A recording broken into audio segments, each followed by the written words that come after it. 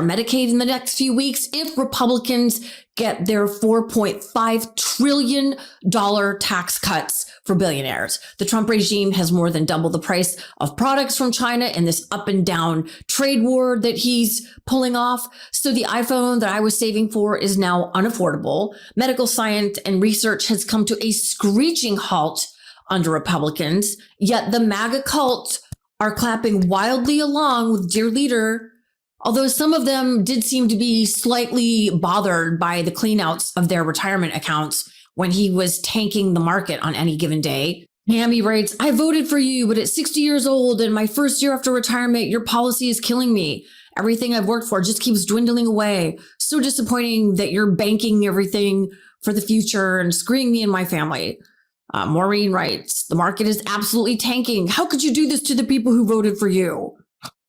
I'm actually terrified to wake up tomorrow and see if I have any retirement left, blah, blah, blah. And then somebody else writes, I've worked all my life just to put away a few bucks for retirement, less than you probably spend in a day. Well, that's for damn sure. Voted for you. Now you want to take the pittance I worked my entire life to save. And then Craig Smith puts, I voted for you 3 times, but I'm completely appalled at what your self-inflicted tariffs are doing to senior retirement accounts.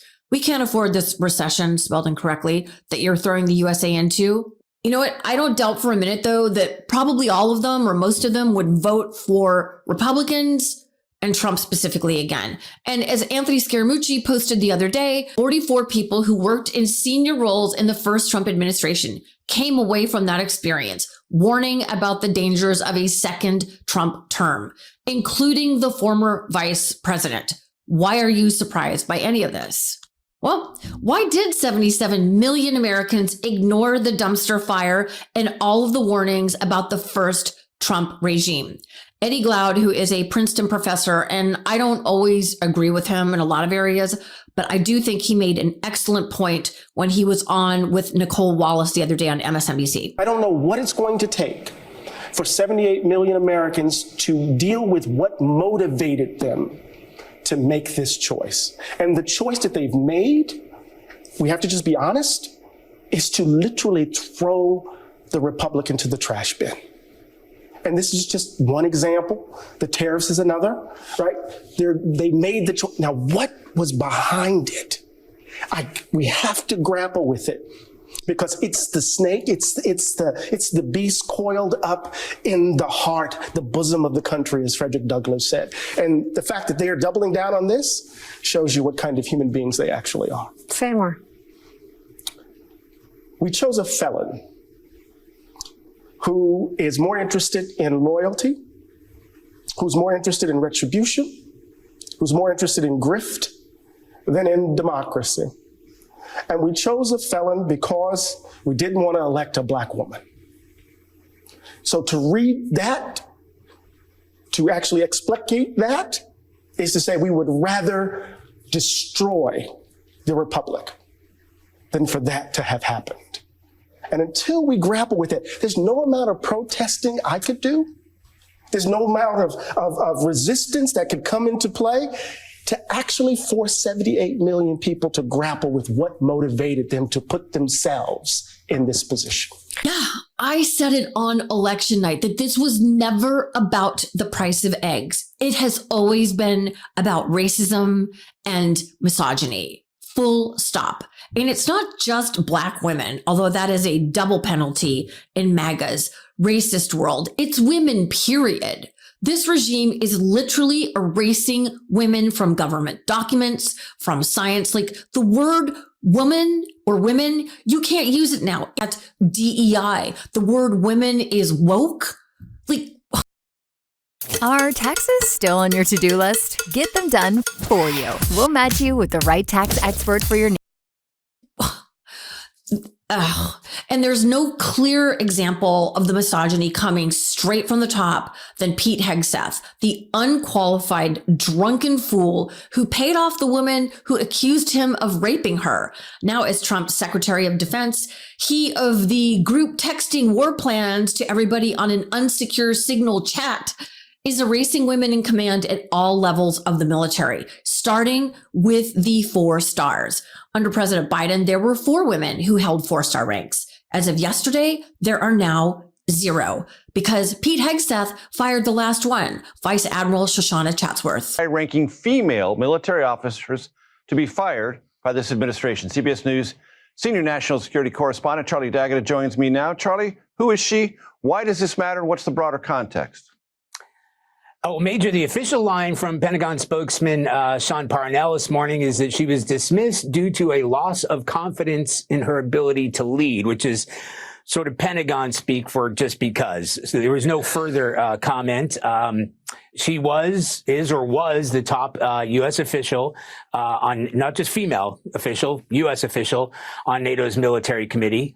She had been singled out. She's put on a sort of woke list that has been put together by a conservative group because of comments she's made in the past.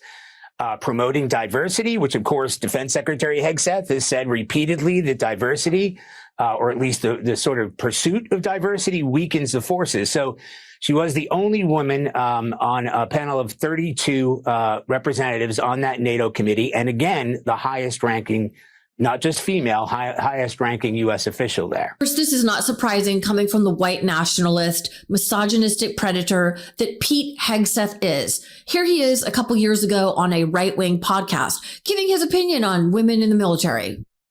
I'm straight up just saying we should not have women in combat roles. It hasn't made us more effective, hasn't made us more lethal, has made fighting more complicated. I mean, honest to God, it freaking kills me. It hasn't made us more effective. This loser, this former Fox Weekend host, couldn't hold a candle to someone like Vice Admiral Chatsworth or Admiral Lisa Franchetti or any of the women or people of color whom he has fired. I guarantee none of them ever group texted war plans out on Signal that put the lives of our military pilots on the line. And if they did, they would have been court-martialed. After that, fired. No, in this dystopian world, Hegseth and his white broskies get to stay in power, where according to Politico, they apparently have multiple group chats on Signal set up, which goes against the National Archives rule, where you're supposed to maintain all forms of communication. But this is the Trump regime where you just disappear not only people, but documents too. To take for 78 million Americans to deal with what motivated them to make this choice. And the choice that they've made, we have to just be honest, is to literally throw the Republic into the trash bin. Yeah, rather throw the Republic in the dumpster bin and watch it burn than vote for a woman. Here's Hegseth and Fox's Stuart Varney a decade ago ripping Hillary Clinton to shreds for the cardinal sin of using a private email server, which now just seems quaint.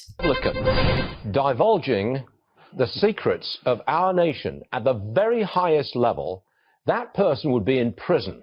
There would be outrage across the board. But here, it's covered up. It's incredible.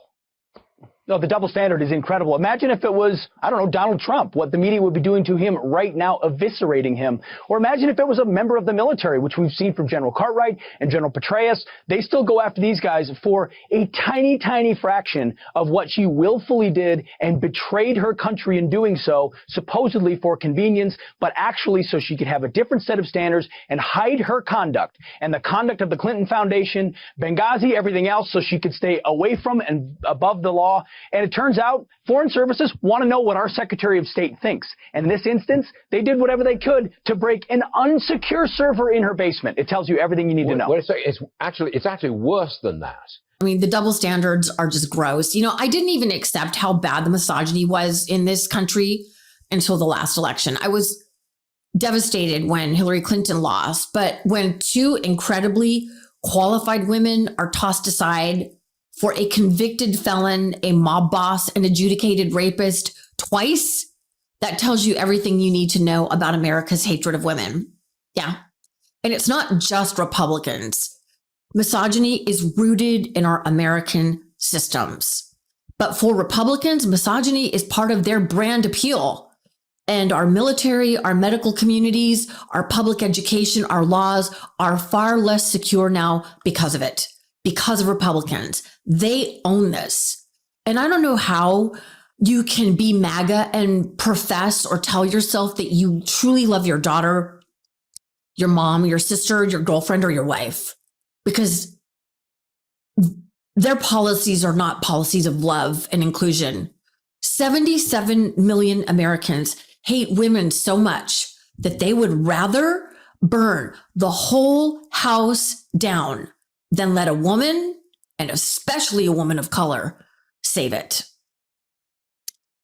It's just, I feel like just consistently women, we're just not seen, we're second or third class citizens. And it breaks my heart. Like, what more do we have to do other than to be qualified, educated, proven track records? And yet still that just, we get passed over. It's extremely frustrating. And I don't know, like Eddie Glaude was saying, what more has to be done? The entire economy burnt down, a dictatorship where we lose our freedoms and our rights. Is that what it takes for people to wake up and realize that women have value? It's devastating. Anyway, thanks for watching, you guys. I'll put